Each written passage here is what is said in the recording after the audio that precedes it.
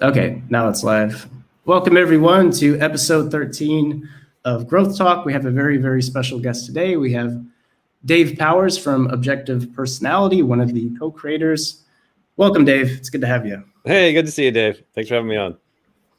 Yeah, no problem. I'm super excited to have you on here. I've been wanting to get you on here for a while, and I was wondering about the right time and everything. And yeah, I think it's really cool. There's never a right time. There's never a right time. We just made it happen. Yeah, I guess it's like a blast last talk, right? I was waiting for the right time. Like, yeah. How could there be a right time, right? Yeah. So typically we start off the show with your type, which, if I remember correctly, is MF, NIFI, sleep, blast, play, consume. Yeah. So what would be like a short description of that type? Or what's like the archetype for an I? I'd say like for my type, it's like a selfish INTJ, just trapped in their own world, their own concepts, their own plan, and trying to refine it more for themselves. And the extroverted world is kind of the annoyance. So kind of a selfish INTJ would be kind of the archetype, I'd say. Selfish INTJ. Also, I think I asked you this question before with Curb Your Enthusiasm. Do you feel like the Larry David character is like an example of an NIFI? Do you feel like he also plays that role in there? Yeah, he's got a little bit more of the double masculine than the double feminine inner world. So he's kind of losing his shit more with his FI. So when he's getting frustrated, he's losing it more compared to me. But then also the sleep last play with the consume last, where it's like the rage against the things, the rage against, the parking meter machine he's trying to get through. Like, that's definitely my world of like, that is the biggest problem in life, not people or whatever. It's like that rage. So like his videos, his shows is very much like the inner screaming monster I have. I might display it a little bit differently, but it's like, yeah, that's definitely kind of the problem I have in life. Yeah. So like whenever I'm having people issues, I actually watch Curb Your Enthusiasm, and I see him just piss everyone off and just kind of shrug it off, and that to me is like so motivating. Yeah, like I don't feel so bad, and it's like because it's like a trade-off of I'm more scared of the things, so I'm not worried about looking like an ass in front of people because I need to be friends with whoever, so we can beat the thing because I'm more scared of the thing. Yeah, makes sense. Yeah. Yeah, it's a great show. I love that show. So let's start from the beginning. Let's maybe talk about your maybe when you were young, maybe I don't know what's a good time, maybe teenage years, something like that. What were you like when you were a kid, when you were a teenager? What kind of I would say like so for me, like gosh, you'd even have to kind of to do my self story a little bit earlier. It'd be like probably earlier than teenage years. It was like I had 3 younger brothers, so I grew up the oldest in the Bay Area. My parents are really good parents, and I can say that objectively, comparing to thousands of other parents I've seen. They're actually pretty good. I give them like a solid B+. But when you're your own little world, you're kind of upset at your parents because they don't understand, you don't see you. So as out of the 4 boys, I definitely kind of played the archetype of the rebellious kid, and then when I grew up and left the household, then the 3rd brother, the ENFP, he ended up taking that role, archetypally. And then the other 2 brothers, they were always kind of the good kids, And so I just felt like my parents both, my mom is lead FE, my dad is lead TI. And so it's like, I didn't really get them, and then still to this day, I don't really get them. Like I'm definitely friends with them and I can speak their language, but it's like, they're just their values and how they process is just very different from Larry David Jr. So from that, it's just like I always had a problem or a chip on my shoulder that I could never really explain, or nobody could really understand why I was always so pissed off. Or my mom would send me to church camp and I would just sit in the corner and frown at everybody and like I didn't want to do anything, and I would get mad at the things and like nobody knew what the hell was going on, right? It was just why like later I got into personality types. It's like why was I so different from not being able to fit into that social group, So elementary school was pretty good. Then junior high and early high school got bad because then it just got very like depressive, lonely, self-destructive, dark, and very, very deep, very depressive, very kind of suicidal thoughts and feelings, constantly trying to fight those off, just falling down the deep masculine FI death hole that it's like I'm more surprised that people can ever make it out of that those that fall down that like deep, overwhelming, over encompassing, just emotional death and despair that you never get a break from it. Is the feeling of it. Is that something most FI saviors go through, or is it?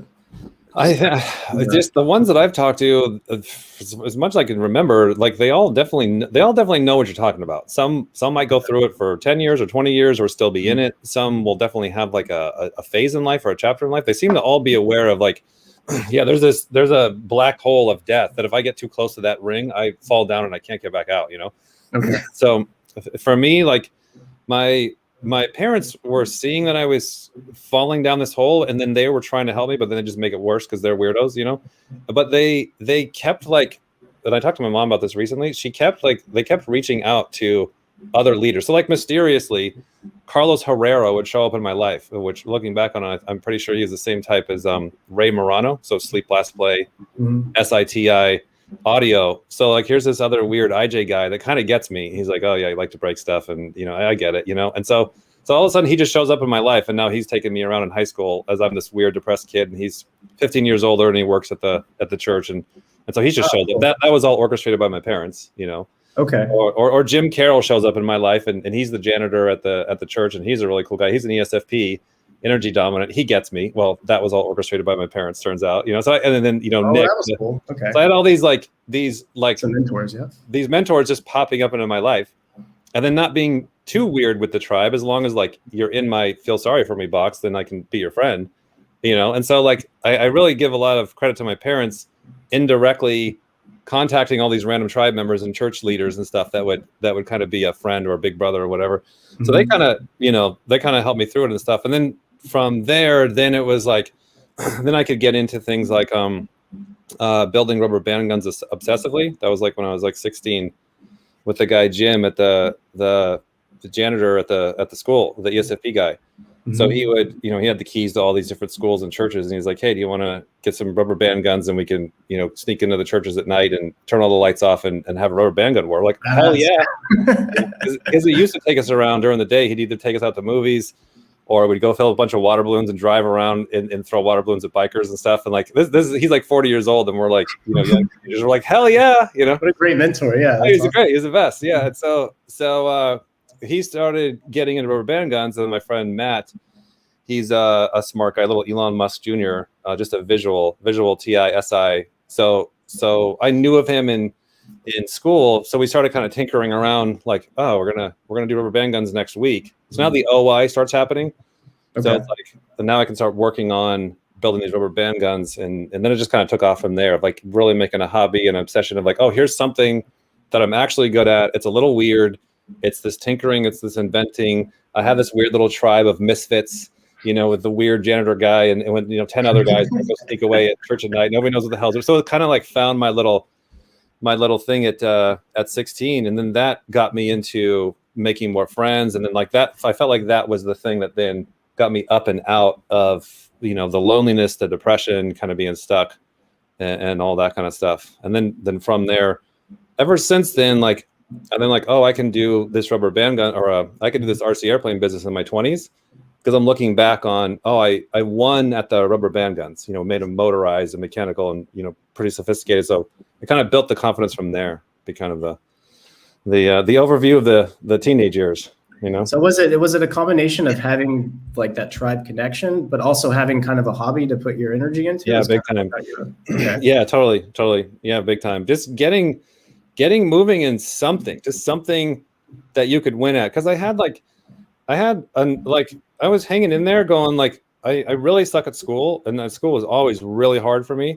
Yeah. And that was another thing where like people didn't believe me, like you see me like in the class, like just Larry David dying over trying to spell shit and stuff. Like, I probably have like some form of dyslexia or something like that you could, classify it as a thing, But like back in the 80s, everyone just thinks you're a fucking bullshitter, because it's like, they're like, you're so smart in other areas. You're obviously faking this. There's no way that like history class or math class, I'm like, I'm telling you, this is like killing me.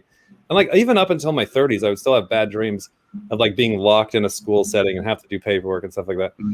So that feeling of, not having people that really understand you, and just the classic please understand me story.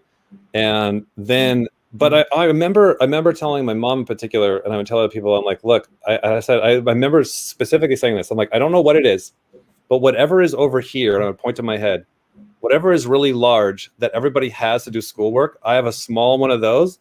And whatever this thing over here is, I have a large one of these that everybody else is really small. And that's why I can do these rubber band guns and nobody else can. And they're like, whatever.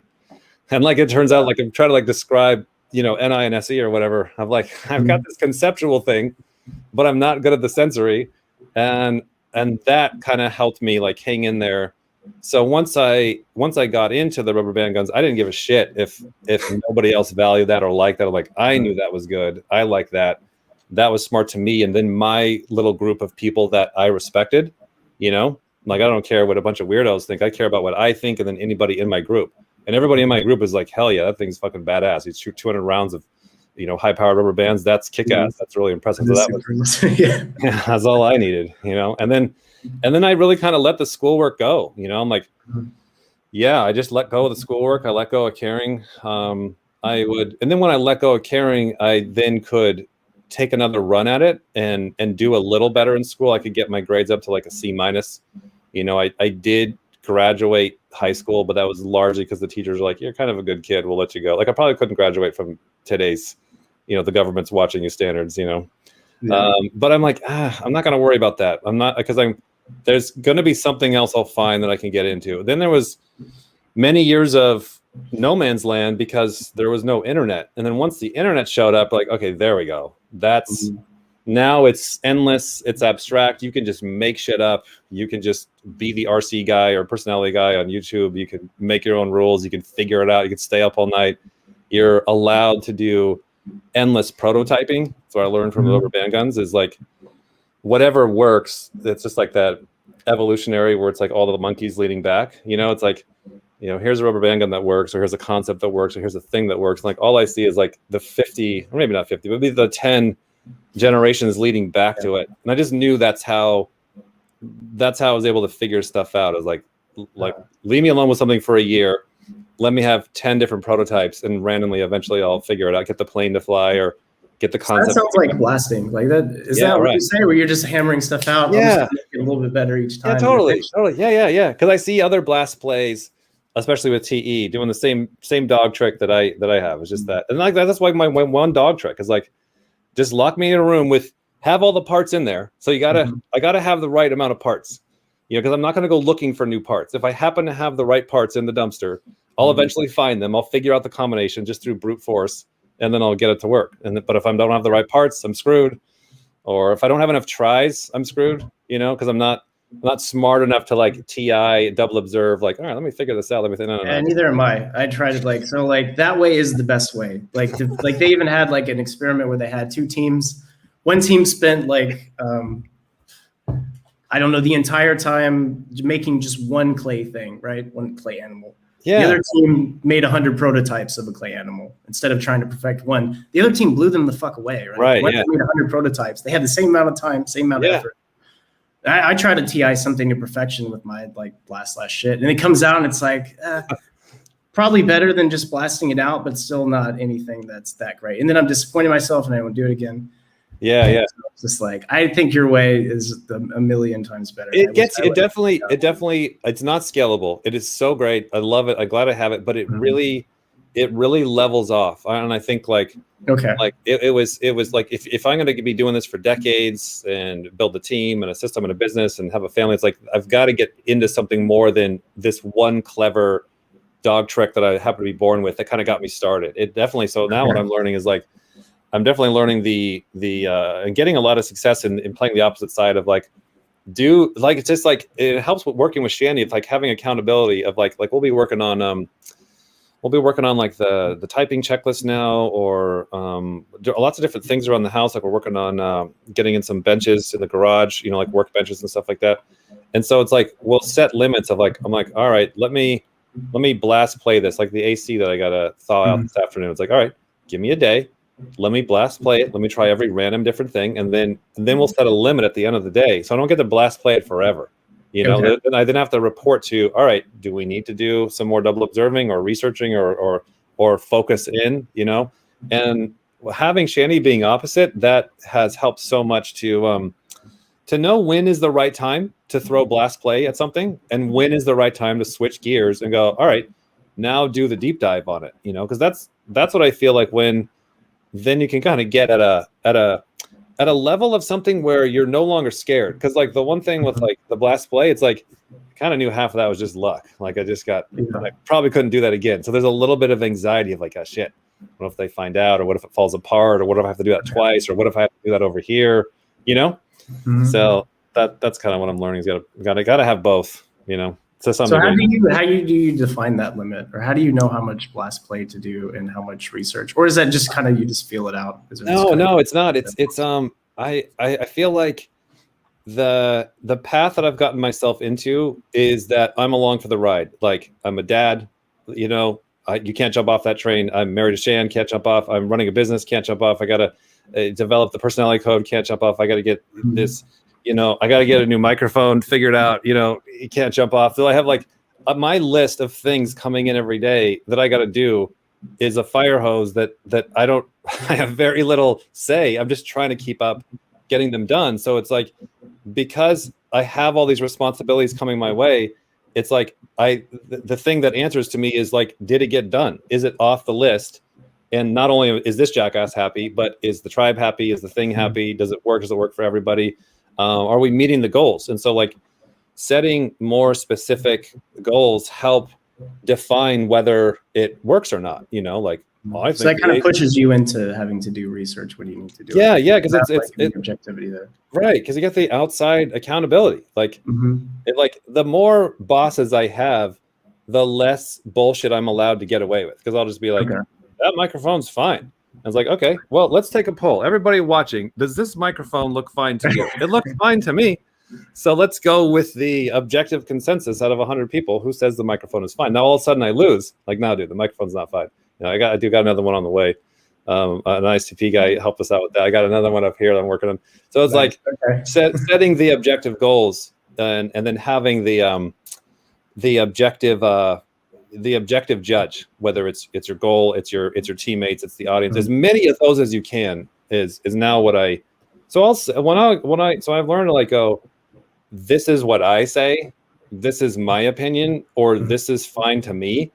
But then I know that like, okay, I'm about to get my ass kicked because there's more voting power now above me, you know? Yeah. The same with your job or whatever, you know? So does having those like that objectivity, these like standards you have to meet, does it ever feel like that puts too much pressure on you or actually slows you down at all? Or yes, it slows me down.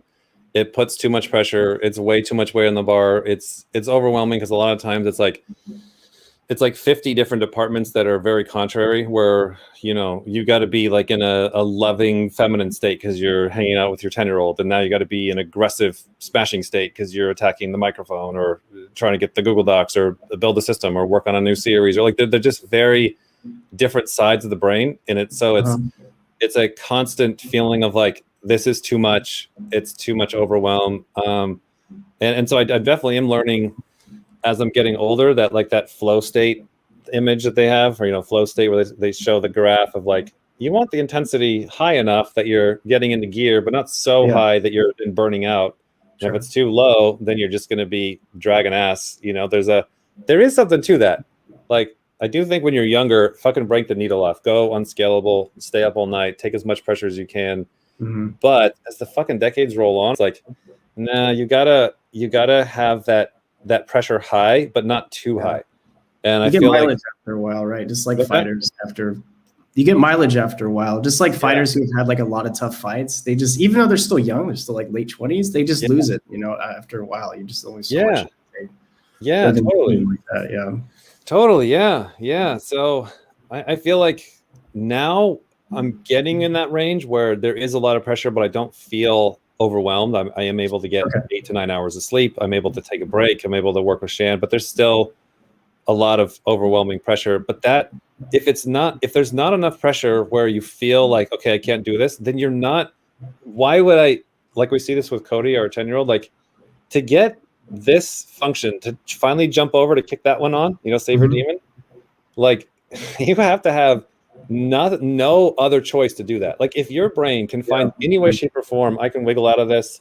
Whether you're trying to, demon FV, like, oh, I should talk to that person, see how they're feeling. You know what? I can do that tomorrow, or I can research that. Yeah, like if there's any wiggle room, or I might not see him again, or they probably forgot. If there's any wiggle room, your brain will find it and get around it. It's only when I'm just becoming more of a firm believer of how much we as humans are really fear-driven and pain-driven, largely, and so I think it's what's working for us is like the larger pain of if I don't get this done in a month when the deadline's due, whatever the hell it is, being aware of how intense the consequences are. That pain is far worse than just jumping over and using my demon function, as frustrating as that is. And when I can make it so used to the pattern, the pattern becomes so real that you're like, I know that what this is like, and I know the consequences so much, I'm not even going to touch it. I feel like that with alcohol these days, like as an old man, like, and now I'm like, yeah, 4 beers, that's fine. And totally. It's like, I think how I used to be. I used to not give a fuck. Now I'm like, do I really want this stupid hangover tomorrow? Nah. I think it's just that times, it's like it's every old person knows this. Every grown up knows this. Yeah. It's just like having this code. It helps. It just helps it be more efficient. It's like bodybuilding. It's like there's nothing beats time under tension and putting in your time. But it's like, hey, have some protein after your meal. Like, hey, do the right workout, not the wrong work. Like it does. You can't have a more like what I see everybody else, and like this is what helps motivate me. Like, oh my god, where am I doing that in my life? Is where I'll see people go through so much pain and so much trauma and so much bullshit, and all they had to do was use their demon function, which happens to be my savior. So I'm like, why would you not just use that function? Isn't that the easy one? Yeah, that's the easy one. That's the one easy one. You won't even fucking use it. Just do some blast or whatever it is. And but I'll watch them just destroy their lives to get around that demon. I'm like, oh my god, so that's what I'm doing. What a waste. What a waste of like seeing other people or myself going through so much torture and torment of like, dude, like you can make it, you can't necessarily speed it up, I guess you can, but you can make it more efficient by going, all right, how can I stop resisting? Where am I going to be when I'm 70? What am I ultimately going to get ground down to and be like, fine, you win. Can I speed that up? And having that, I think coming from such a natural, arrogant, fight the universe type of state, which my type is like one of the most crazy, sleep, last, play, et cetera, et cetera. Like, because I like was so intense on that in my early years, it's like I am like, all right, I give up. Like it just gets so intense. You get so set on your own way that needle only goes so far. You're like, all right, fine. All right, I know I'm gonna lose. What do I got to do? What do I got to do to get this done? And then you'll jump over to your demon, Yeah. So it's like remembering what that's like to like have gone up a level or gotten over something. Like remembering that really well, I think totally helps with like growing in the future. Like what you're just saying, like, okay, I'm really going to let this slowly grind me down 20 years from now. Why don't I just get this over with? And you think back in the past when you gotten over other stuff, when you think about, I used to be so scared to do this thing and this thing, I'm so glad I'm through with that. And then if you just apply that to what you're having trouble with now, like, wouldn't you rather just be over this shit? Like, exactly, which makes sense. Like, why, looking backwards, you hear people that do diaries, like how, like Oprah and Tony Robbins, for example. There's so many people that have done diaries their whole life. They're like, I don't know what to tell you, but that has been so therapeutic or conscious. Like, it's some way of objectively tracking self. Like, and for me, I can use my masculine FI. Just happens to be a freebie of like, I'll remember pain. I'll remember, that hurt me before. Then I'll remember that. Now, most people don't have masculine FI as a savior, but then use fucking sensory. Use masculine intuition. Use whatever you can to remember. I have tripped over that 37 times this month. Your brain is just designed to just fucking erase it.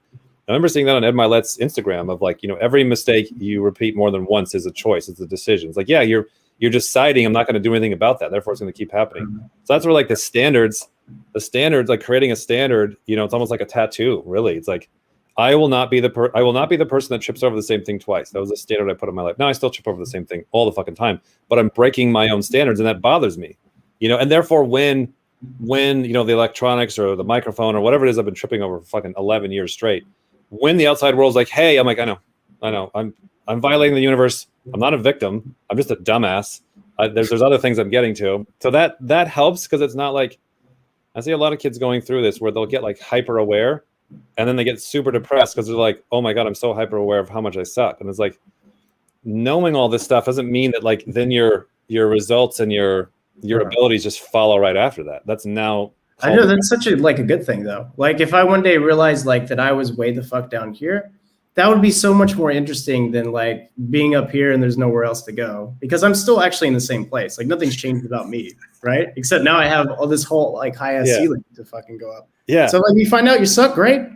Now you know what to do, and now you're gonna have a crazy amount of like, like growth because of that. So it should be like, well, no, I mean, yeah, it is. I would like probably cry in a corner if I found out I was just the worst ever, obviously. But the next day I'd be like, let's fucking get it. Like, yeah, right. Yeah, exactly. You need some growth mindset to process.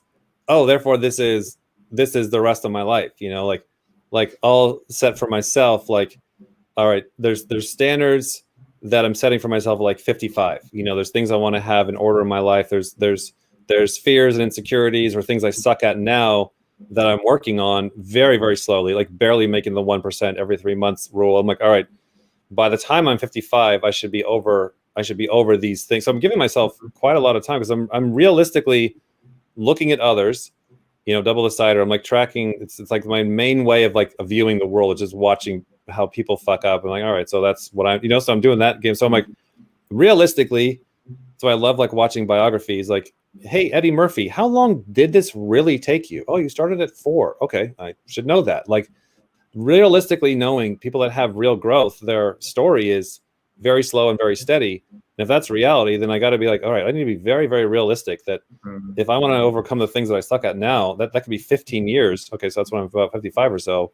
And really getting settled in with that, because I see so many people not kind of doing that thought process. And so they're just like, I suck. I now see that I suck and I'm not getting any better. And then that just becomes crashing. And you're like, no, you gotta see reality that a tree grows really slow. These functions growing is very, very slow. And you got to be obsessively loving the process of, I'm slightly not as bad as I was 3 months ago, Yeah. And then just let time do its thing. And that's also kind of like a savior thing to my type of like, my type likes to play around with time. And not everybody likes to play. Like, not everybody's like, oh, I'll just let 15 years go by. Like, for a lot of people, that's hard. But still, it's still the reality of like, you got to time's going to go by anyways. 15 years is going to go by anyways. You're going to be still crying and more depressed about the same thing, or you're going to be a hell of a lot better. And then you just got to get out of the way and let the time go. But that's a lot of deep work. That's a lot of processing. That's a lot of crying. That's a lot of journaling. That's a lot of walking at night. Like, Shannon and I did this for years.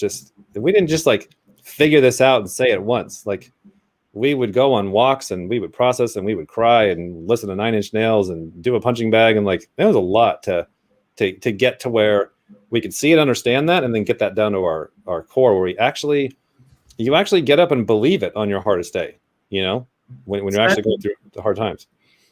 Yeah, that leads to a question I wanted to ask. What was it like actually going through the whole OP thing? Because this was what, like 8 years of you and Shan like developing this, and kind of, to me, it felt like you guys were just in the dark with the blindfold. I hope this shit makes sense and hope we can figure this out. And it's an incredible story, and I can't believe that you guys had the discipline to go through 8 years with a system that might just be, fucking bullshit. And then to figure it out to this degree is like pretty amazing story. So like, could you, tell us what that was like, and how that changed you as a person as well, like how that was for you. So first of all, it's like largely just dumb luck. Largely that it's back to the parts happen to be sitting in the bin I was looking in. I happen to know of Carl Jung, who happened to be right. I had nothing to do with that. That was 100 years ago. He happened to see these things and happened to be right and happened to not finish it. And I happened to stumble across it because several of my friends said, hey, stupid, stop reading Myers-Briggs and go to the functions. I'm like, what are functions? They're like, oh my God.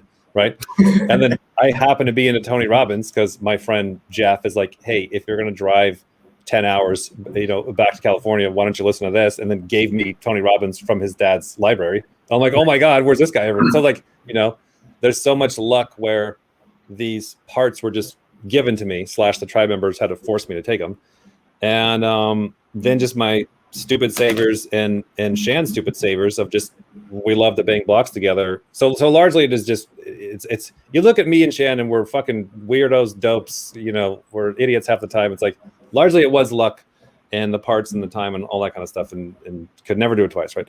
But going through it, it was kind of discovering the code piece by piece. It was very weird, very like, so it all happened at our old hell house that like officially this month we're officially done with it. Like we've got it all cleaned up, met with the landlord and the manager, and so now it's a very shiny, bright, clean, positive.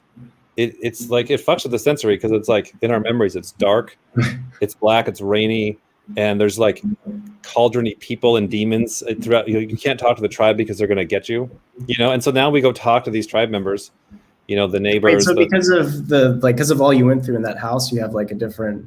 It's just like you're seeing, like it's almost like a ghost story where like, like the management lady, like sure she's an idiot and well, yes, and like she now I can see clearly like she was building her management company the first years we were going in, so they were just fucking everything up. Now they weren't being, their management company has recently split the past couple of years, so there was they were going through some legitimate problems as a management company that it all worked out. Their company split and she's doing much better, he's doing better, and all businesses go through hard times the first 10 years. That happened to be when we fell into this hole, and they were our management, so they were just like constantly fucking it up and making the problems worse just with the house situation. So it felt like they were demonic, it felt like they were evil, it felt like they were out to get us, it felt like they wanted to make us homeless. So like your brain is just and even me, I'm like, yeah, this tribe is very dangerous, Yeah. And then just everything is viewed as dark, everything is viewed as a threat, everything is viewed as negative, because we have like divorces happening, businesses collapsing, your identity is collapsing. So there's about 5 life events that were all just kind of happening at once, for the self. And so yeah, it is. And like we didn't take a lot of pictures because it's like it's like if you actually saw a plane crash, you're probably not going to pull your phone out because you're just gonna be like that, like you're not even. So it's like things were just so dark and so negative and so death. It wasn't like we were trying to capture any of that. So it definitely anyways, in the end of it, it's like I'm just not scared of the boogeyman anymore, because I went down into, where do we go? We went into the pit of my own subjective fears, because it's just like people would come over like, oh, yeah, it's pretty bad, but it's not that bad. But like you yourself are inside, like Carl Jung talks about, you're down inside your own personal hell, And I mean, it sounds pretty bad to me, even from just the details I've heard already, like that. It sounded pretty bad. I don't know. Yeah, it was like so. Say an ISTP or somebody going through, they depends on where they are in life. They'd be annoyed, they'd be pissed off, they'd have a lot of work to do. But if they're like, but it was more of like me as a person, and then Shannon as a person as well. It's like we were hitting our 30s where we had done a lot in our 20s, so our whole life was about ready to collapse anyways. We do talk to a lot of people. I'm like, oh, hey Shannon, how was the phone call with so and so, whose life is falling apart, and so it's like we get excited, like, oh, you're gonna go through your own personal hell. They're living in some nice house in some other country, but they're going through their personal journey. Like, how? Oh, they're 32. Like, oh, there's that age again.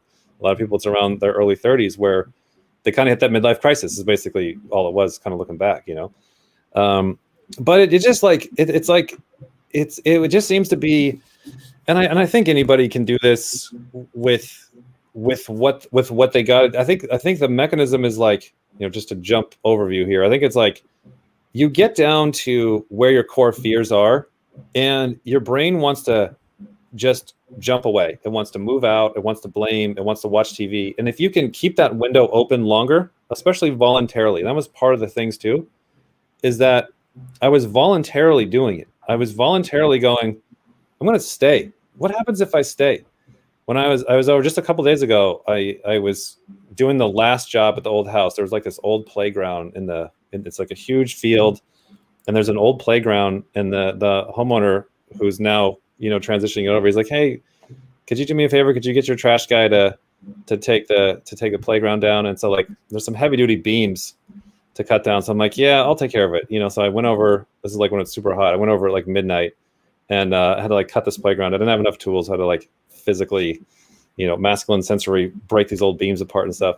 Just kind of fun sometimes, actually. It's really fun. It was really fun. So like I'm like over there the last night, and I'm taking all these beams apart. I'm really enjoying it too, and I'm really enjoying it. And Shannon's like, "Why the hell are you going over there? Like, fuck that. You don't owe that to him. Like, he can take care of himself." I'm like, "I know. I'll just do it for fun. I'll just do it because I want to. I'm done with my work. I want to go get my wiggles out, you know." Mhm. And so it was also great because then like at night, I kind of just like looked at the house like friend, like did it, got through the darkness. This used to be the worst thing ever. Now it's positive. Now I'm not afraid of you. Just felt like a kid, like not afraid of the boogeyman anymore, you know? And so I think because it's just like you get down to where your fears are, and if you can identify what they are. So for me as an IJ, I'm afraid of the tribe with the TE, and I'm afraid of chaos. So I had a perfect situation of I had a really stupid tribe harassing me, and then I had a maximum amount of chaos described by the outside world. Even ISTP would say this is really bad, right? So just deciding to stay in that window, and just deciding to go, if I can beat this, which is a pretty intense situation, even defined by normal people, then now what? Because if I just knew that, like, if I left the house and went to another house, which by the way, we were running from a house. That's how we got in this house, because there was house problems at the old house. And so we left and then jumped to this house. Oh, I got a great idea. When there's sensory problems here, why don't we just jump to it? Okay, so does this ever end? Yeah, when all the sensory chaos stops, then I'll be happy. So it was voluntarily just staying in that window and keeping it open until you're just staring at your own personal boogeyman long enough that you just kind of get bored and sick of it. So now it's just like, you know, my greatest fears, which you still see Larry David getting, you know, pulled in by it. Like, you know, he'll have some technological thing and he'll have the feelings of, this is a level 10, the world is ending, I have to scream and freak out, which is why it makes such a funny video or so. But it's like, he's never able to really turn that off. Therefore, he's constantly getting directed and pulled through life in a very predictable way of everybody else of that type. And that's who I was becoming. Now I still have those same feelings that he has, but I'm like, okay, that's enough. You know, I know how to be like, it's not real. No. You don't have to freak out that much. You know, I'll give myself 10, 20 minutes to have a good Larry David freak out and then wrap it up. You know, where I used to you be always like, have like you always have that past like situation where you can look back and say, listen, I got through that shit. Whatever it is that's happening right now, it's nothing compared to the other stuff. Totally. You always have that in your bag, right? Like, Right, totally. So it's all everybody knows this. It's all common sense stuff. It's everything that I feel like this code stuff is like, look, Dick, it's everything. I swear to God, everybody's going to figure it out by 72. Everyone's going to figure out the same silly, stupid shit. And it's like, what if you could figure this out by 40? You have now the whole half of your life to not be a fucking dumbass, to not be a Larry David, to not be an ISTP that's like, the tribe is weird. Nobody gets me. I'm emotionally lonely. Like, hey, that's just a default program. You're going to feel that constantly. Yeah. It's going to be a triggering. All right. Like, holy shit. Now you have so much more of your life that you can start moving in a direction of your own. I can't even hardly say the word. Can't even say this anymore. Your own free choice. Yeah. That's going to be debunked in like 6 months. But you're rather than being run by the programs of fear, you know, the IJ things, like now I can choose to, okay, what do I want to do with my life? And now I can make more of a conscious choice and go down that path. And my fears are going to try and take me off the path and be like, no, I'm going to stay on the path. I'm not going to go in the same circle jerk, you know? Yeah. So an update to your programming is allowed for better decision-making. Maybe there's no choices. I don't believe in free will either. So yeah, your shit's got upgraded. Now you're able to do stuff you weren't able to do. Right? Yeah. Right. Yeah. So do you feel like there was a lowest point when you were at the old place and you're going through this, and there was like, do you feel like was there a point where you feel like things are finally working out and going up? And do you remember when that point was, or could you describe? Yeah, totally. It was more I'd say it's kind of like kind of in line with like seasons, you know, like summer goes into winter. There's definitely like the summer solstice is the day. It's like, it's kind of more of like maybe a 2 to 3 month, you know, period. I would say the one that I would say where like I was getting the first glimpses of spring was we were fucking around with the code and, you know, going through. So the personality code was like not, it was like not that big of an interest to us. It was just something that we had like would fuck around with. Like we were trying to survive. We were trying to make it through the day. We were trying to stop fighting ourselves and everybody else, stop just in a very, so like the code was just something that like, that when things would happen, we would be like, oh, there's that weird pattern again. Okay, what is that? And like, oh, I think that's OE and OI or some shit. So we would kind of write. So it was like something like, as we're in hell, it was just something we were kind of scribbling on the wall. And then over time, we're like, holy shit, there's kind of a lot here. So it wasn't like, let's do a business. We're going to discover the code. It's going to be like, no, it's nothing like that. It was like, this was just something that started to kind of emerge going through your own crazy, insane life. And so there was a point to where that the scribblings on the cave wall of the code were kind of writing down these notes, and that kind of works and that kind of makes sense. And yeah, there is such things as EPs. Okay, cool. Anyways, back to hell, right? It was the point where the code kind of like all of a sudden became, whoa, was for me with the LGBT, when we started to track people and we actually like, all right, let's do a Google Doc and let's save their names and their faces and started to actually pile up the data, but we just weren't in any hurry about it. It was just slowly happening over time, reluctantly, half-assed. So I remember there was the one time when, however it was, where we saw that the LGBT was genetic. We had enough people like, hey, this person's gay. Oh, this person's also gay, the same type. Wait a minute, let me look on the other docs. And so kind of that moment of like, sexual preference and sexual attraction and all that was part of the genetic thing. That one got me. That's one where I was like, oh shit.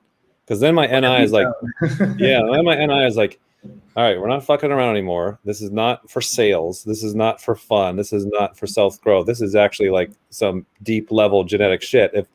If fucking LGBT and stuff like that is being tracked in the code, like there's going to be a hell of a lot more things like that. Was that scary at all? Like for you? Like, was that intense? Yeah, because I was a Christian. I was like, just old worldview from the church. Like, no, I mean more like discovering that this code like was really explaining a whole lot, and it turns out that it's actually fucking yeah. It's very. I'm just some asshole in Oregon trying to like barely run an RC business and not kill myself. Like that's the last thing I want to do. Like that's why Shanny and I like troll everybody. We're like, we kind of don't. It's like we're reluctantly doing this. Like. We're doing it now. Now it's like we don't have anything else to do. It's kind of the thing. So it's kind of like it's the micro message. We can. It is. It's literally nothing. I got nothing else to do. I'm tired of this goddamn thing. And it is very much the micro message. Your same goddamn type is like where he kind of teaches the message of like, hey, if you look at what's happening to a lot of people, like the guy, the trash guy, like why is the homeowner? Because I got a fucking great trash guy. That's why this guy is like so fucking good at like picking up trash and communicating. He loves his job. He's like a kid. He's like 19 years old. Runs a kick-ass trash business, picking up shit around Portland. He's got a big dump truck. He's got a crew going. Loves his fucking job. Probably makes more money than we do. He's just doing great. And like, what happened? It's like so many people. They're like, I did the thing. I didn't like the thing, but as I got good at the thing, then my F started to follow the thing. And that's definitely what happened to us. Is we didn't like the thing, and we weren't good at the thing. But then now that that's happening, it's like it does feel very backwards for us. Our FIs are getting on board. So. Yeah, I'm not going anywhere. I got nothing else to do, and I am slowly starting to like it more over time. But yeah, when I saw the LGBT, that's when I remember like there's when I go walking at night, either with Shan or by myself, depending if we were fighting each other or whatever. But there was like this bridge down by the there's like trails and parks. I remember this one bridge just kind of going back and forth from the park, just crying. And really, my voice, I'm not crying right now, so my voice is like just... I even do it at the whole episode, don't worry. I know, okay, good. I just don't want you to water or something? Do you need a water break? Or yeah, I just don't want you to think I'm crying. Oh, no. So it was a lot of crying and processing of seeing like, oh shit, this is going to be really big, really important. This is going to mean a lot to people, because then I think back to my own FI childhood of being very sad, depressed, suicidal. Seeing all these videos of the LGBT community, of like how much that they go through and how much pain they're in, and like you think you felt fucking alone. Try being born in an opposite body. Go deal with that. Like that's and there's a whole community of people just trying to help each other get through it. And there's so many people that are very happily overcome some incredible challenges growing up in their environment and stuff, like Texas and shit like that. So it's just like they're on another side. And it's like, oh my God, if science is on their side and they somehow like made this through on their own in the dark, nobody fucking believes them. More science is coming in. But like, that's a very powerful, exciting thing to be like, look, this is what the science is saying, at least what we're gathering. And it's matching up to like how much that is going to mean in the next 50 to 100 years to a whole generation of people. Not just the LGBT, but people that are dyslexic or people that are, insert your thing that's off the bell curve here. Most people have something. So that was just very emotionally, that took me some time to process. But then on the other side of that, it was then deciding the identity. I remember deciding, like, because it does really come down to identity. Like, I don't need to tell you, like, it's your fucking savior is actually right. It really is. Like, get your fucking identity right and align that with something true, right? And it's hard. Like, as an observer with FI, I'm doing so much bullshit, but it does come down to, like, all right, so fuck, who do I need to be? Because I got the next 50 years to figure out how to do it, right?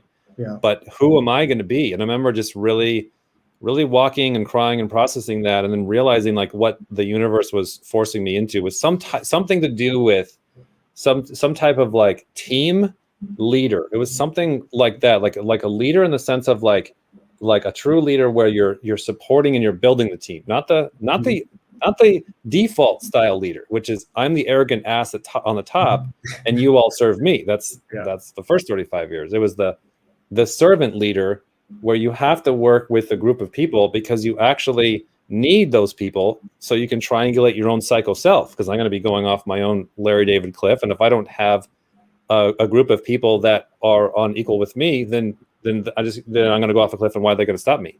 So it's realizing the need for the team for the first time, like really going, oh shit, I can't be this awesome guy at the top. I gotta be in the tribe. So this would be you and me as demon DE. That's going to be our life discovery of, like, I need to be with the tribe, but then just kind of a servant to this sensory, like getting the data, now it's into SC, and then Shan has her own interpretations through her saviors and demons. Yeah. But I'm just sure, it's a completely probably different story with her. Totally. It's all NF, it's all NF stuff. So probably, I would imagine for her, it would probably be the relationship. That would probably, I would imagine, would have been probably the tough, or at least I'm thinking about as a decider. And that whole thing would be like, I'm married to someone and we're fighting, and we gotta get this thing going, and like, I mean, the thing would be scary too, right? But right, totally. And then for her as well, it's like she has a hard time with the tribe looking at her, right?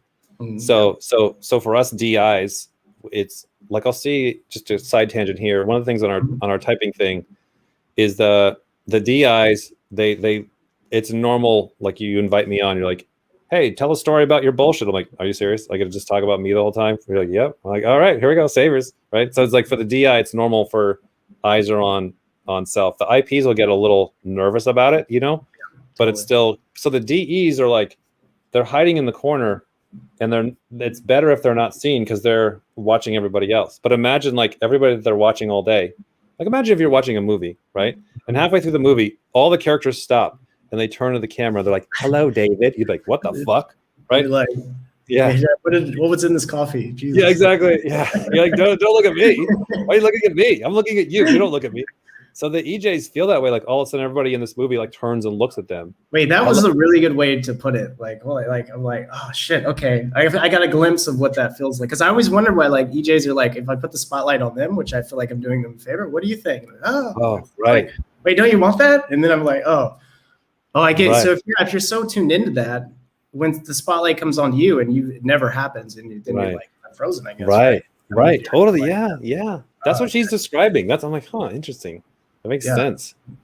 Yeah. So for her, it's very hard for her to push herself to get on camera. Like, her types, if you track them on social media, again, back to the data, like, it's not far to find my types where they're literally doing the same type of, they're building some kind of a cult. They're the best in video games or rubber band. There's some weird, like, NF group that they're controlling and being the star crazy guy. So that's just what my type tends to do. Her type, it's like, if they're on social media at all, which largely they're not, it's like they're doing plants or they're doing artwork, and they're just kind of like in their little cubby, and they're just kind of like sharing their consume, and they're wanting to show you the thing and hide, but they're little mouses. They're not like, my type or Mike Rowe, where it's like, hey, everybody, look at me, right?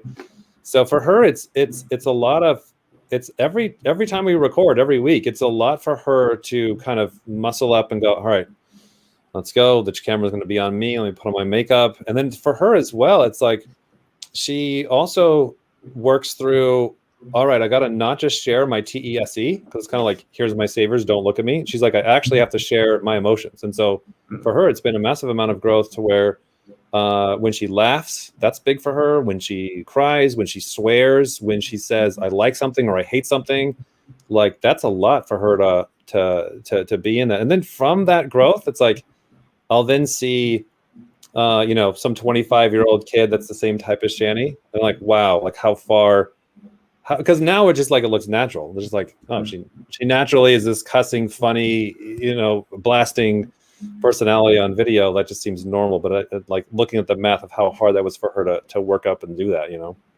Yeah, I can imagine. So how did you guys do it? Like you said that you didn't really like it that much, and there was a lot of pain involved around that time. Like how did y'all keep with it? Like what was the driving force, or what was the thing? No way out. Nothing else to do. Like okay. Nothing else to do. We had already done our thing. She had her own photography business when she was in her early 20s. We actually met each other. We were in our early 20s, like 21, 22. And so she had already gotten into photography. So she had did that for about 10 years or so. And then got burnt out and got that over with early. Right. And then for me, right after I did the RC stuff and then got that burned out. So we already had enough of what it looks like to live, like chase your dreams, build your business, get married, live your life. Okay, here you go. Here's all of it. You happy? And then to get to the end of that, and you're like, oh, you want to do that again? And you're like, no, I don't want to do that again. That was horrible. So it's just like, I don't know what I'm going to do, but I'm not going to go back and do the same old thing where I do the Dave show and it's just me by myself and I abuse everyone and then I make a bunch of money and then I lose it all and get kicked out. Like, no, I don't know what I'm going to do, but it's not that. So it's honestly that. And so then you're just looking at the personality thing where you're like, and what don't we like about it? What we don't like about it is it's all lights on you. Is it's so objective. Like try and be a bullshitter. Like it's like, go look at all the bad things people say about me. It's all true. Like, because they're like, thanks for the code. Now I can see how much you're not even doing what you're. I'm like, I know, right? It's horrible.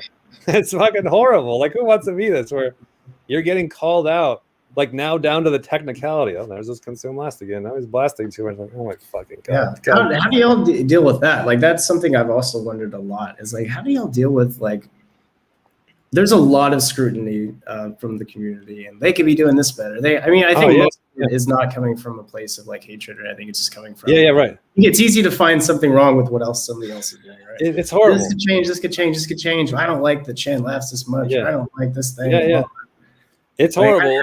How do y'all get through all that? It's horrible because like most of it is true. Like, of course, people can say it better or mean it, whatever. But like when you get down to it, the reason why it's hard is because it's founded in truth to some degree. And so it just adds back onto your list. Like right now, what Shani and I are doing is like out of our 50 fucking things, by the way, if anybody wants to come here and start fucking getting to work and take 1 out of 50, that'd be fucking great. So it's like, as we're trying to attack 50 different fucking things, one of the things we're trying to get better at is like the info dominant thing of like, all right, we really are starting to see the info dominant thing. Like, okay, that is very real. Like we are fucking goofy fucking idiots. Like we, do have that in there to some degree, but like, do get more respectful with the information. So like as we're doing we had to finally merge it because it was always like, oh, let's work on that, and then like you would just never work on it because you have some other thing in your savers you'd rather work on, Yeah, sure. So when we finally, this is only the past few months when we're like taking our own advice with the habits thing where we merged, all right, we need to grow in the info dominant area, just using that as one example, and many people can agree with that, right? We then added it into our production each week where we're doing our classes. And then we also like tied it to our clients we got to type each month. So rather than like the clients would be a good example. So rather than like, all right, we got to type 30 clients this week. Let's get through this as fast as we can. Okay. You type them on, your time, I'll type them on my time. And usually what we'll do is like, one of us will write in our guests on the Google Doc. We have like a column and we'll write it and then do the text in white so the other person can't see it. So you could go through and type everybody. And they can type everybody, and then at the end of the month, we'd make them bold and be like, okay, how are they matching up or whatever, and then talk about, tweak them in or whatever. So now what we're doing though is we're now typing in a way where we're typing at the same time together. So like, all right, we're gonna do Sally today. Like today before the call, we did 3 people plus a celebrity, so we did 4 people, and we did them together in the sense of like we're both watching the video, we're both taking our notes, and we're both kind of working out the type, and then we're both coming to our conclusions. And then rather than like, okay, done, right? Like, oh, we were off on masculine, feminine again. Like rather than running away, we're like, all right, this girl was feminine SI, and one of us missed it.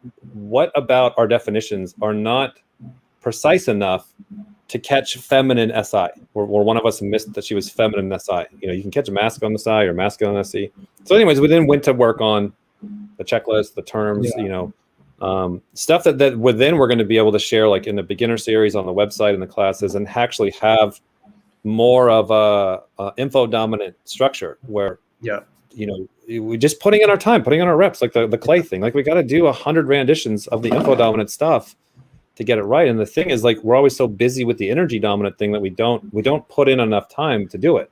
You know, it's been like even the changes you've made recently, like even within, I would say, the last maybe 3 or 4 months, something like that. Even my like typing percentages have like gone way up just from like having things spelled out a little bit differently. Kind of had something click for me like a lot better. I'm like, oh shit, I feel like I feel like I'm kind of getting a handle on this. I'm not really like guessing like I thought I wasn't guessing, but really I was just had one little sensory data point. Oh, that can't be SI.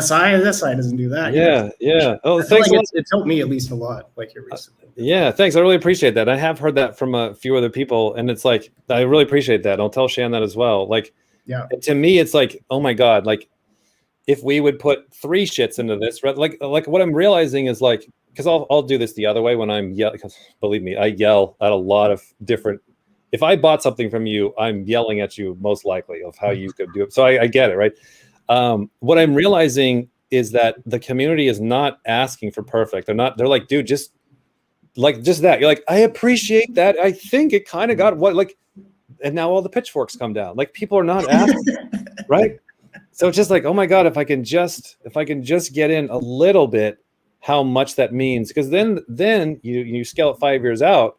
That's how we did it in RC. We were finally beaten down in RC of like, hey, could you list out all the parts in SI? And that, rebelled against that for 7 years until finally at the end, we're like, all right, fine.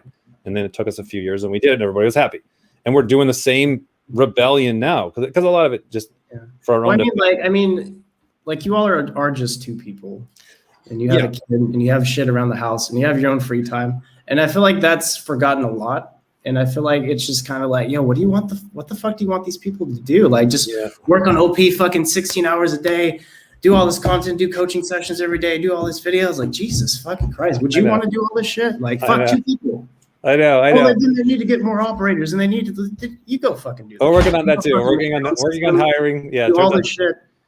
Yeah. I get it. I really appreciate that. I get it. And it's like, I am seeing that like, I don't want to use up the if you watch if like watching other, again, like I watch from a customer's perspective lots of different people on YouTube over the past 15 years or whatever it was, and it's like the community will give you a good 4, 5, 6, sometimes 7 years.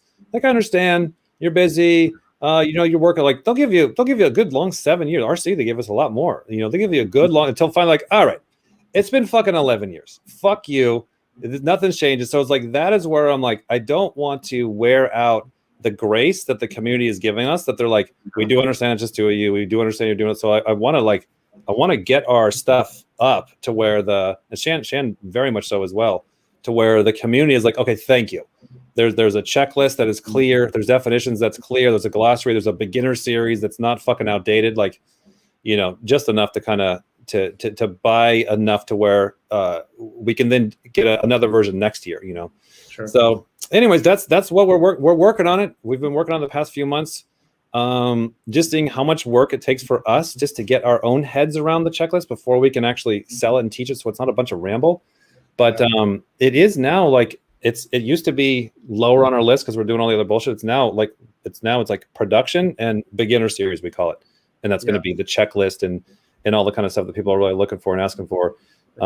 So yeah, it's hard to teach this shit. Like it's not easy to like. I try to teach people this stuff, and when I start talking, I'm like, Fuck, this is hard to explain. Right, Like I right. know it, but like I can't. Like how do I like I can't ST this? I feel like. Right. 'Cause I feel like it's you build up all these like very seemingly sophisticated patterns in your brain from observation. How do you take that and convert that into a couple sentences? I know it's feminine NI too. Like I think a lot of that's feminine NI. It's like I forget the damn patterns over and over. But I can tell you though that when Shanny and I work together, no matter what it is, it's like our two brains, like because they're opposites, it's like all of a sudden, like the amount of work that we got done literally this morning on the fucking checklist. We were going after we've got like the animals well defined, info dominant, energy dominant. We can catch that a lot better. Like this, you'll start to see this on the videos in the next month or so, because we're about a month out with recording.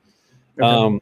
But we were going back over censoring and intuition, especially like trying to hammer out feminine SI. It's a little bit harder to catch, So the amount of work that we're able to get of talking it out, working it out, because with the TE, and then it just works. So the thing that's hard is getting Shanny and I in the same room at the same time working on the same project. Period. Because there's all these other things to do. So now that we're here, that's now we're able to. We can do it. We just got to put in our hours. So now that we're getting started, you should see more of you like, oh, Dave and Shan worked on that. That's why it's not working. It's no longer half-assed stuff. Okay, we got the two halves together. Okay. Exactly. Yeah, cool. Yeah, that makes sense. Yeah, teamwork. Cool. Well, you said you had about an hour and a half looking at time. So, like, would you be cool with questions? Yeah, totally, absolutely. Okay, great. So I have a question for you. I'm IP, so I'm going to put my thing out there first. Yes. Let's make sure my question gets answered. That's So I don't even know how to phrase this. I don't even actually know what I'm asking. I guess I just want more understanding, but I don't really know how to direct it so much. So I feel like when I'm looking at like what an IP is, I feel like for me, this is the most reprehensible out of all of the four, like for some reason. I feel like this is the darkest, most grossest one. And it's probably because I'm an IP. Sure. But like when I see the IP, like, or when I see the other temperaments, like if I see EJs, it's like, oh, okay, they are focused on other people and they help other people and blah, blah, blah, maybe to their own detriment. But like, that doesn't seem that bad. It seems altruistic to some degree. Look at IJs. Okay, they want to control everything. They want to have a system to make sure everything's set, and thing comes and hits them in the back of the head. Okay, I can relate to that. But you get where I'm going with this. But yeah, the IPs, I want to be better than everyone. Like, what the fuck? Like, isn't that like the nastiest one? I feel like that, to me, has so much like ego and narcissism built up to it, and I don't see those in the other temperaments. And I feel like, is that just because everyone thinks their own shit is the worst, or is there really that sort of darkness in other types, or is the IP kind of the one that is like the asshole out of the four? Right. That's a really, really good question. And depending on, the time of year, if I just got my ass kicked by an IP, I'd be like, oh my God, those guys are the worst. And then like 3 months later, I get my ass kicked by an EP. I'm like, no, they are the worst. Right.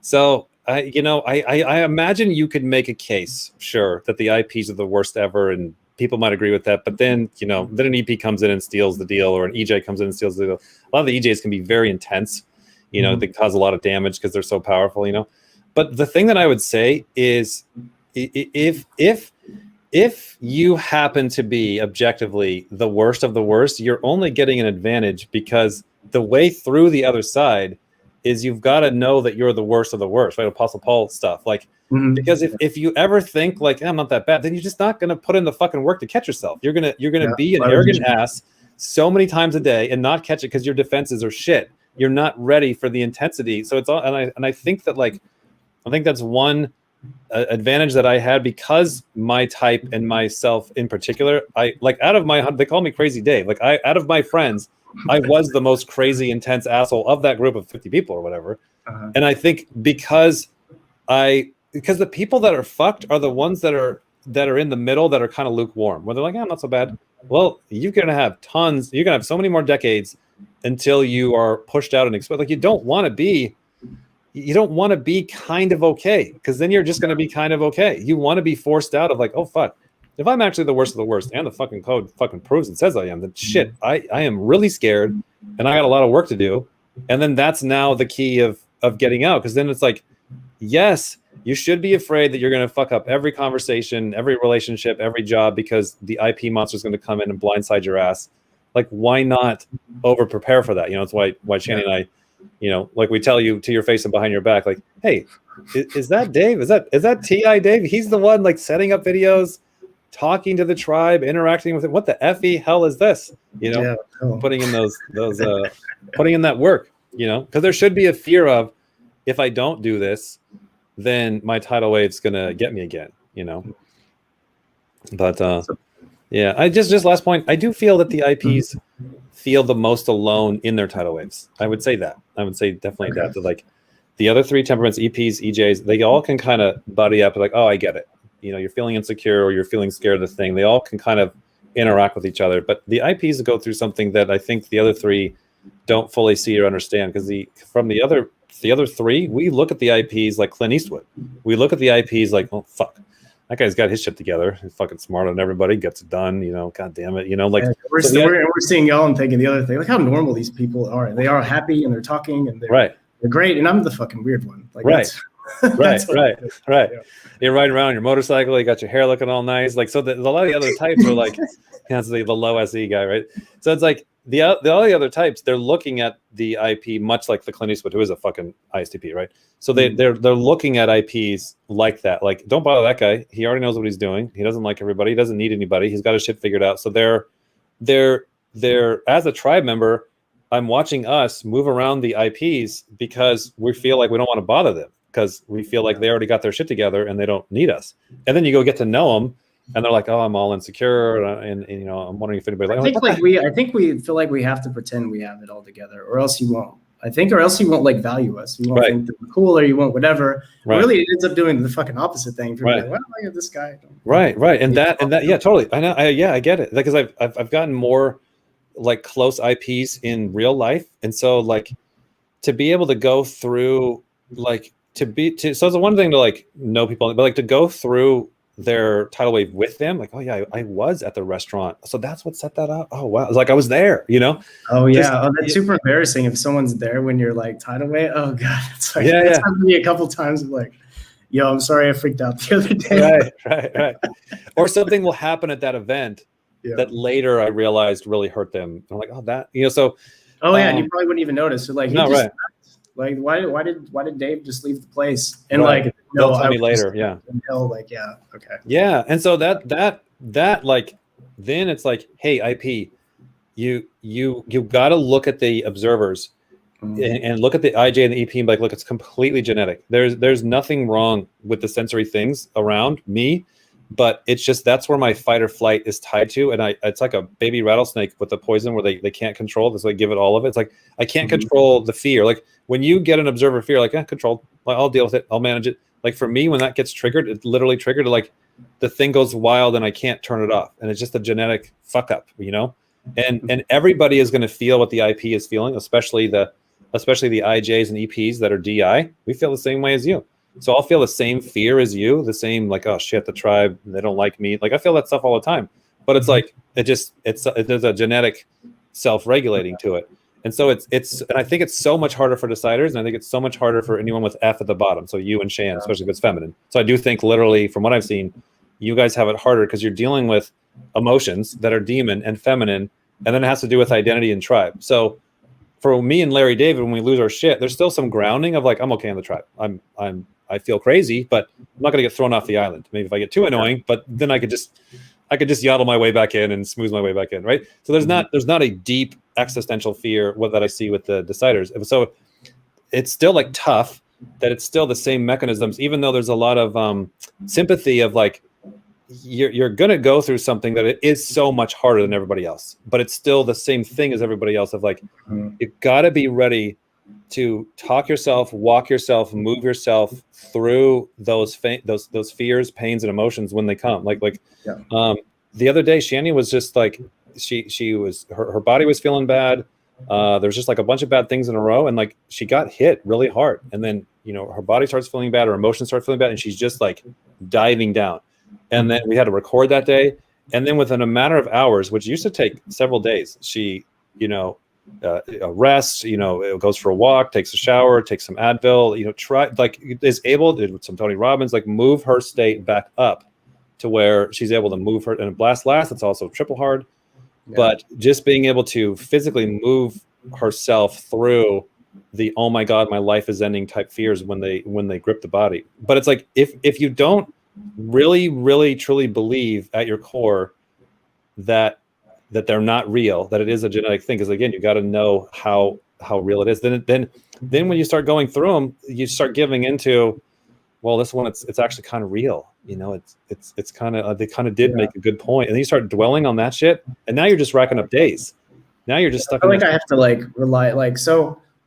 I try to think about my demon NI, and I think about, okay, what's that like? It's like I'm still like don't like control, and I still like, oh, that's bad. Oh, Facebook is getting all my data. Oh, well, that sucks. But it's still, I still don't like it, but there's no emotion from it. It's just like nothing happens. It's just there's like, it's just, I know this is bad, but okay. Totally. And I want to do that with Effie, right? Well, totally that. I think evolution gives us all a freebie. It's whatever you do in the middle. And then you have to build your own mechanism, habits, dog tricks, bullshit, electro zapping. I don't care what it is. You got to find a way to get your first and fourth, to counsel yourself through it, because your friends won't believe you. No one else will believe you. No one will be there for you. It's only going to be you. You got to find a way to get yourself through it. Yeah. Cool. Okay, let me get to it. Guys, if you put a question in the chat before 10:46, I can't see it. So if you have a question you want Dave to answer, and you can remember what that question was, please put it in the chat. I just clicked on comments. I can see everybody now. Ah, there you go. Yeah. And I noticed your it's a nice name too. Name of all days. Wait, does that put you above me? There you go. Shit.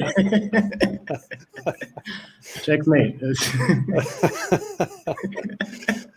Shani was laughing her ass off when she saw that. Okay, so a lot of comments, which is great. Don't see any questions yet. Oh, here we go. Q for Dave Powers. Was there ever a point?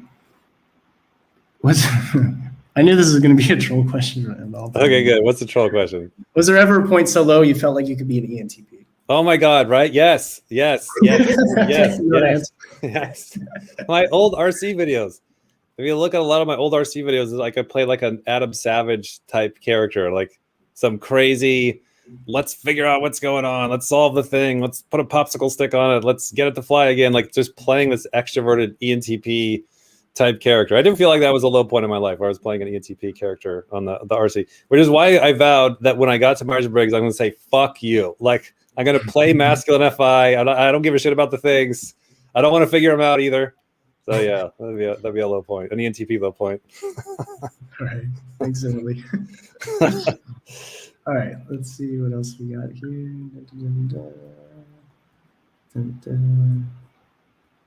Okay, this is another troll one. I'm not gonna read. I'm just gonna put it here so we can both. Yeah. Can we put a debate to rest once and for all? The other NTs make the vile claim that the consume NTs are the boring nerds. Can you confirm that they are plagued with horrible delusions? The consume NTs, right? So like an INTP or a blast INTJ. Boring nerds. The consume, if anything is boring, it's not NETI. I don't think. It's to you, so I think I might know what he's kind of getting onto. Like I am seeing different types of NTs. There are some NTs that are NTs of all NTs. You know. So yeah, I don't know. There might be something to that. Yeah. What is the most NT, or is that still a pattern? I don't know. It seems to me like the NETIs, like they seem to be super NT. They seem to kick the shit out of the NIs. Like there was a science channel I was on, Closer to Truth, and they would interview all these astrophysicists and Neil deGrasse Tyson type guys. Very rarely do you get an INTJ. I mean, they just get the shit kicked out of them from the fucking NTPs, the TINEs or the NETIs. But either way. Why do you think that is? I think the NI is dumb. It's not bringing in the sensory, and then it's too abstract. It's too guessing. Where the NETIs, they're not as scared as data, especially the INTPs, where the double observers. Yeah, try and beat an INTP. Where's the NI kicking the NE's ass? Just so we have some balance in the force here. It doesn't seem to be so much in the science field because there's too much data needed. So it's more of Harry Potter psychology. Fucking Darren Brown, right? Okay. That's NI land. Yeah. Yeah, I can't see any other type doing the Darren Brown. That's like A, right? Right. Yeah. It's like that just feels like straight up magic sometimes. Yeah. The NI needs a little bit. You got to be a little looser on the facts. Okay. Yeah. Great. Okay. We don't actually have a ton of questions. I'm actually surprised. So I'm down at the bottom here. There's our buddy Gray. Okay, I'm gonna scroll all the way down. And okay, you're at the top. I start at the bottom. Okay. Well, I think first come, first serve, right? That's the fairsies, yeah. Okay. What would you advise to someone who is going to move to maintain existing personal structure? What the general fuck is that? I don't know. Let me read it. Someone who's going to move to maintain existing personal. Oh, it's like moving houses in structure. Yeah, we did that recently. I don't know. I would say for us, it was, we kind of just swam under the mountain, so to say, as I always say, like just kind of went, okay, I'm going to embrace 2 months of chaos, It's kind of how we do. Oh, you mean? I thought she was talking like about something abstract. Okay, she meant like physically moving. Yeah, because I think she's moving houses. Yeah. It's like, okay, like your existing personal structure, like your own, like like just physically moving houses. And, like, we just ate. We just talking about your demon. That makes sense. Okay. We just tried to eat 30 days. Try to cap it at 30 days of chaos. So that's what we did. And then it's just like a long trail. Like we're still, organizing the garage literally 6 months later, still not even fully moved in. So yeah. And then once you moved in, you're like, oh my God, I don't ever want to move, which is not bad. So very great. Yeah. Thanks, Gray. Good to see you here. Yeah. Okay. How does gathering feedback from 100 people work when everyone is subjective and says different things? I know, right? The thing is when you can only prioritize one or two things at a time. That's a good point. I wonder if she's mentioning where we had said, or we continue to say, like, hey, get the feedback from your friends and family or 100 people or whatever. And so that's a good NI concept, right? And then you go SE, like actually do that in the data or have a lot of people do that. And then what you come to find is your mom is so fucking psycho that the data point you're getting is just fucking ridiculous, and we'll see that. Like, my mom said this about me, and they'll play a video of their mom. Like, oh my God, no. So you just ignore everything from her. It's hard, right? The IPs are right. You're like, you can't listen to the tribe. They're all fucking nuts. It turns out the data says half the time it's fucking true.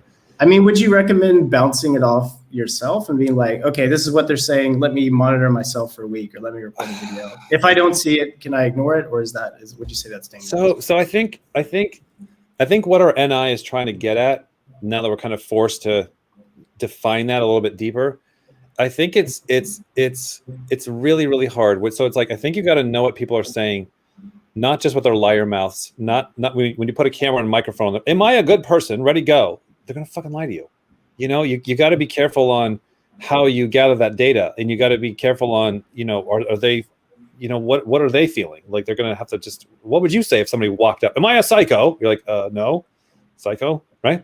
So it's almost like you kind of want to gather the data of, like, what are they saying about you?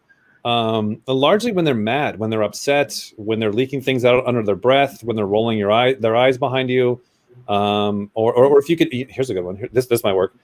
Is you might ask you might ask your mom. You're like, hey, so what does Brother John say about me behind my back? And so now you know what I'm saying. Now you get kind of more of an honest feedback, because you don't have people like socially lying to each other. You really got to watch for we're all socially lying to each other, because the deal is, if your mom or your 100 friends, if they tell you the truth about you, then the deal is now you can say the truth about them, and they don't want that, right? Oh, okay. We all want to keep these social facades, so you got to try and find a way to trick that. So it oftentimes, when people are mad at you, or insults, or nicknames that you might have, or like, those are things you kind of want to.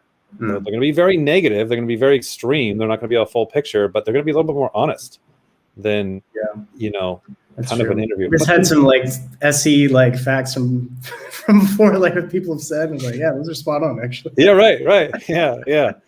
And then have your friends. If the context is right and you've given them enough beers, they'll be like, oh yeah, they'll tell you. So That's sometimes true, you can, but it is hard to kind of weed through that. Yeah. It takes a lot of like, maybe probably because I'm an IP, but it takes a lot of like balls to just go up to be like, man, what do you actually think about, or what's like something that like you don't like about? Like, if somebody said that to me, I'd fucking lie to them. I'm like, what the hell weirdo shit is this? Yeah. You'd have to engineer that in a way where they know they're not going to get in trouble for saying the truth, right? I know. And now we all need FE once again. Yeah. Well, that's that. Yeah. Well, thanks, Zoe. That was a really good question. This one I'm interested in. I don't know if this is necessarily answerable because I think you'd have to know somebody else's reality to really say what your reality is. Oh, how's the type that doesn't have SE able to experience reality? Isn't SE the 5? I know, right? Like it's like how to save your SI drive cars. It's like there's something. Oh, I actually misread that. I thought he was asking how does someone without SE actually experience, or like what's reality like to you? And I've always wondered that too. Like, is it literally like, are you in your head and everything's just kind of blurred out around you? Like, it can't be like that, right? Like, what's it kind of, yeah. So somebody who's N dominant or even SI dominant, like somebody who's not SE, it feels like. So yeah, just speaking from the N dominant, just feels like there's a movie playing over the top of the movie, and I think if I was visual, it'd be even worse. Like Lindsay in the community, like she's visual, lead NI, double activated masculine. So yeah, she's probably got a pretty intense imagination world playing over reality. So it feels like that's where it's very easy to miss things in the physical. Like you would know with TI, it's just like you're just thinking about other shit. So you're just like, I missed it. So just like you switch back and then you're just switching back and forth and right. So you have an introverted program running over the top of your extroverted observer.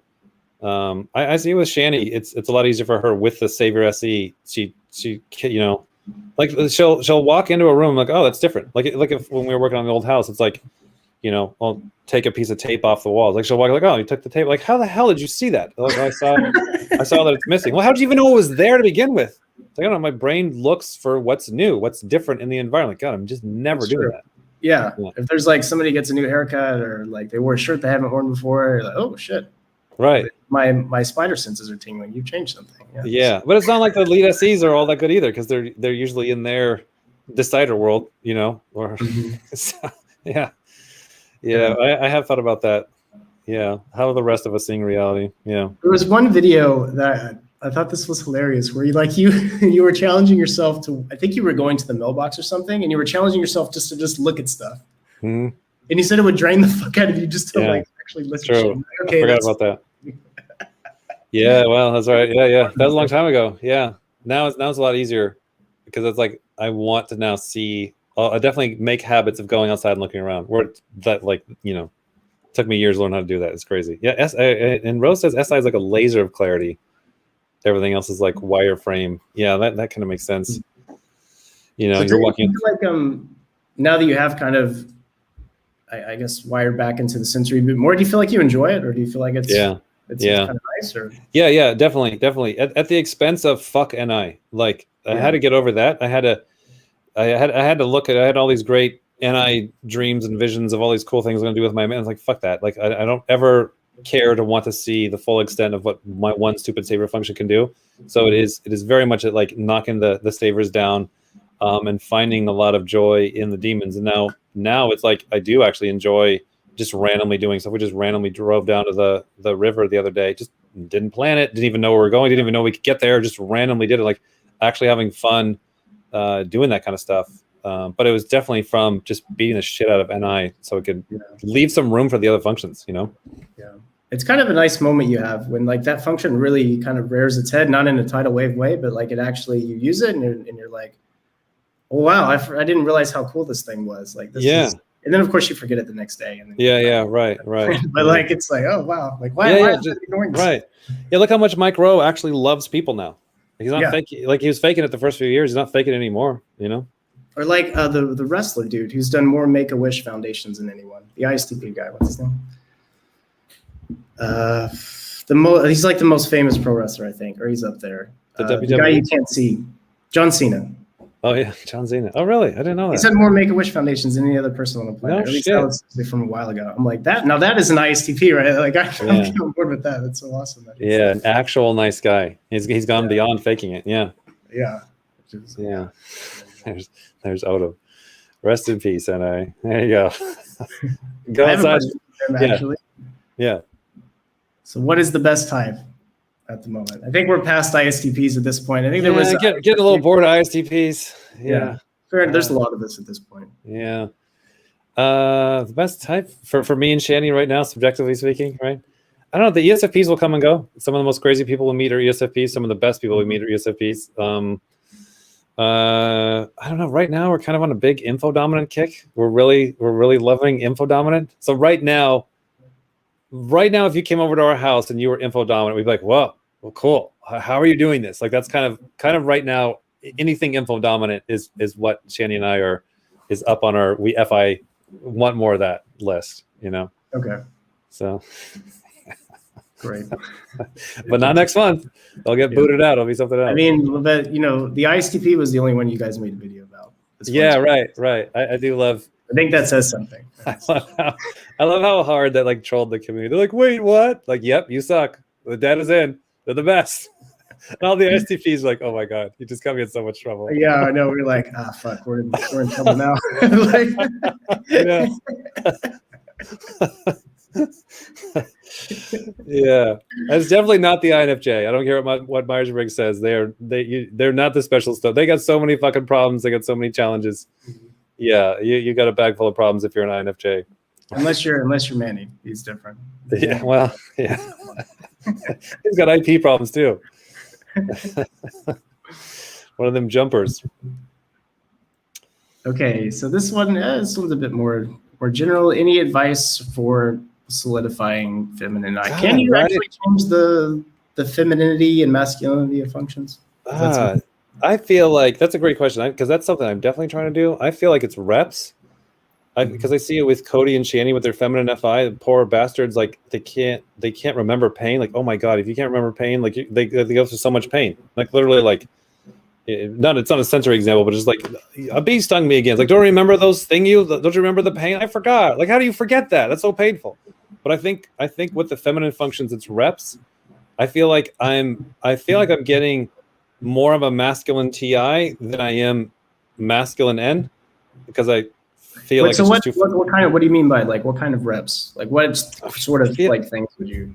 I feel like so if you see us in our own class, like we fucking discover these patterns and then we teach these patterns and then you ask me about them and I forget them, right? And I feel like if I do that 10,000 more times, that eventually they're starting to stick. So I just feel like it's just with the feminine functions, like, oh my fucking god, even if they're savers, they just don't hold on to shit. Like hold on to most of my shit in my masculine sensory that I can't even fucking see or reach, but like that's where I hold the shit is the masculine sensory. So I feel like with the T for me, and the T doesn't seem to be as hard, but the N as well is like I've got to get reps. Also, if I can get it into masculine sensory, like working on the checklist is just brutal because it's forcing it into paper. Like, but then again, it's like I'm not holding it in the abstract. I'm holding it in the sensory. Again, I don't know. So I feel like it's reps.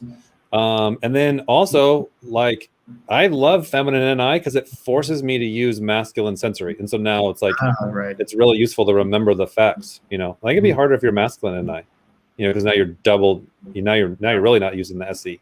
You're remembering the patterns, so I kind of like that stagger for myself anyways, Yeah. Feminine feelings, like that's, I mean, because I have feminine feelings, of course I'm going to think that's the worst one, but it's like, I'm not even sure if they exist sometimes. They're there 1 second, they're gone. I'm like, wait, what? Yeah, because you have double feminine. Yeah, because you have pretty extreme. You have double feminine abstract demons, versus masculine ST savers. So it's a pretty big swing. Where I got 1 foot in, 1 foot out. You got both your demons feminine. It's like whoever designed this type, like if there's a god or evolution, just front load everying into these functions and fuck everything else. That should be enough to get through. Totally top heavy. That's what we call it. Those guys top heavy. Yeah. Just the glass cannon of the type. Is that Heather? Feminine FE?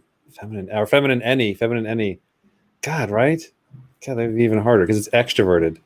Extroverted, yeah. Good luck with that. Feminine NE, like the most feminine function, almost. Right? I think that would be like even more intense. Abstract patterns, demon, extroverted, feminine. Yeah, good luck. I think it has to. For me, like it's just leveraging the masculine sensory is what it feels like to me. So it's like even I even started using my fucking stupid INTJs. I even started using my phone. Like I actually have little lists and stuff. So when we're working on the checklist and stuff, I now have a list that when I think of something, I'll write it in the sensory, so when I bring it to the meeting, I have some grounding. So I don't know. It's my feminine. I don't know. Leveraging the masculine function, I guess. Putting it in more sensory, putting in more SI. When you remember the patterns, write it fucking down, I guess. Right? Yeah, it seems like yeah. I feel like I solved this before, and now I forgot. So I have a question. There was one question posted on the Facebook post that I put. What was it? It was by Adam. Oh yeah, it was. What do you think your next tidal wave is going to be? Do you even still have tidal waves? Yeah, totally. I feel like the business thing would be something. Feel behind in the business in some areas, especially in the hiring department. Like that's one that is really challenging. And then as we're seeing other business owners, they're like, oh yeah, this is like the hardest level. I'm like, oh God, no wonder. So I feel like when it comes to tidal waves, I feel like it's fair game. So if I get my ass kicked in an area, I'm just gonna do this real quick. Well, you got me. So I'm not gonna like, I got to do a hey guys, or I need some time off, or I'm sad. I'll be like, fuck, I just didn't make the wave in time. Is what it feels like. I still feel like I'm gonna get hit by tidal waves. Where like I almost got it. He fucking got me. I didn't get there in time. So that's kind of how it is. At least you're seeing them coming. I feel like doesn't that lessen the blow a bit that you actually kind of see it? Yeah, but I see them like theoretically. If I saw them coming literally, then they probably wouldn't be a tidal wave because I'd be on it, right? Yeah. So you're like, what's your next tidal wave? I don't know, right? Yeah. But probably something like that. Just trying to manage too much stuff. Business wise, All right, so we'll give you. I think you have to leave soon. I don't want to keep you too long. Yeah, probably pretty soon. Yeah. Yeah. Can we do one more question? Yeah. Do a couple more minutes. So let's do one from. I keep wanting to say Jana, but it's not a German name. Jana, right? Yeah. We have a question from Jana. As FE/SE, I feel like my FE can be too much sometimes for those that have FI in their stack. What is the best way for FI users when you have FE? I've been wanting to know this too, actually. That seems like the biggest conflict is with FE versus FI. Do you feel like you're constantly pissing them off by being nice to them? That's what I feel like sometimes. Oh, yeah.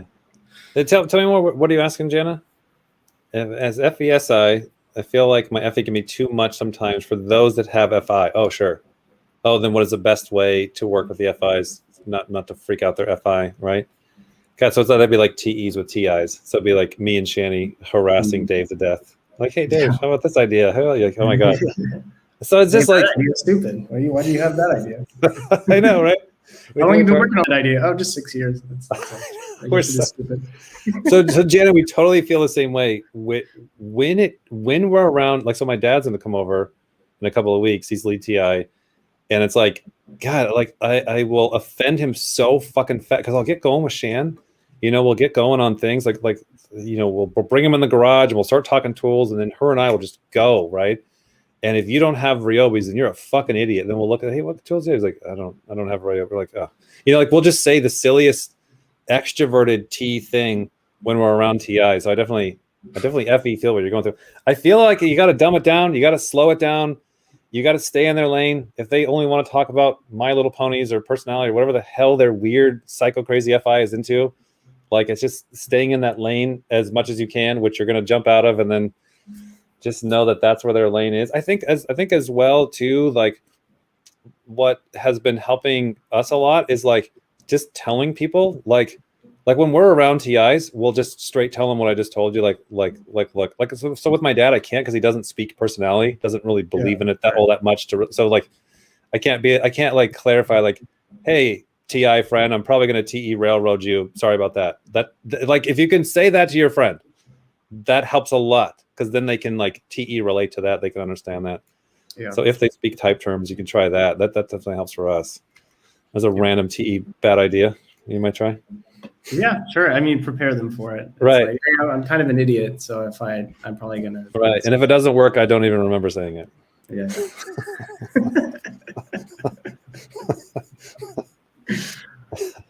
All right. Thanks, Jenna.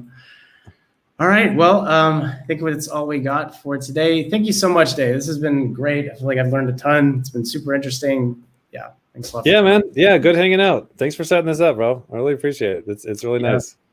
Great. I'm going to end the broadcast now. Guys, if you have any MBTI people here, I don't know if we do. There's a link to the OP YouTube channel if you guys want to come to the dark side. So All right, have a good one, y'all. And post troll comments. Yeah. FI amusing. Perfect. See you, everybody. Bye, guys.